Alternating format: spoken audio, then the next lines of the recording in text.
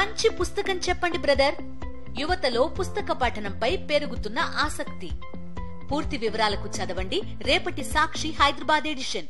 AP పోలీసుల గాలింపుపై స్పందించారు director Ram Gopal Varma. కేసులకు భయపడే వ్యక్తిని కాదని అన్నారు.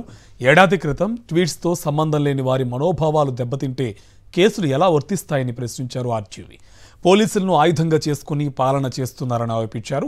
తాను మూవీ షూటింగ్లో ఉన్నానని, నిర్మాతకు నష్టం వస్తుందనే విచారణకు హాజరు కాలేకపోతున్నానన్నారు Ram Gopal Varma. Extremely sorry to disappoint. అంటే ఇప్పుడు ఉనికిపోతున్నాను, మంచం కింద కూర్చొని ఏడుస్తున్నాను అని అందరూ whatever the media speculating, వాళ్ళందరికీ చిన్న డిసప్పాయింట్మెంట్గా ఉండొచ్చు వీడియో.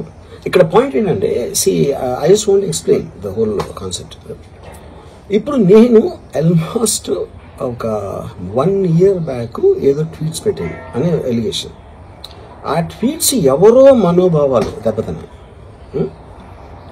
ఇక్కడ విచిత్రం ఏంటంటే 1 year బ్యాక్ పెట్టిన ట్వీట్స్ 4 డిఫరెంట్ ప్లేసెస్లో, 4 డిఫరెంట్ జ్యూరిస్డిక్షన్స్లో 4కి ఒకే 3-4 రోజుల వ్యవధిలో వాళ్ళ మనోభావాలు దెబ్బతిన్నాయి. వాళ్ళు ఆ పరంగా కంప్లైంట్ ఇవ్వడం, కేసులు పెట్టడం జరిగింది. ఇక్కడ పాయింట్ 1, ఎవరి మీద అయితే నేను పెట్టానని వాళ్ళు చెప్తున్నారో వాళ్ళకి లేదు, ఎవరో థర్డ్ పార్టీ, అసలు సంబంధం లేనివాడు.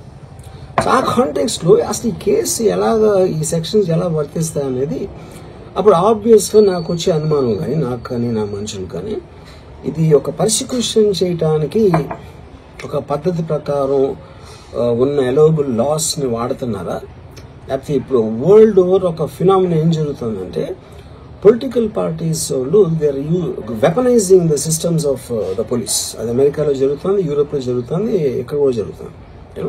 ఇదేంటి కేసు, ఇదేం అర్జెంట్ కేసు అంటే 1 year తర్వాత ట్వీట్ చూసిన అతనికి 1 weekలో అన్ని అయిపోవాలనేది ఏమన్నా మీనింగ్ ఉంటుంది అసలు దానికి?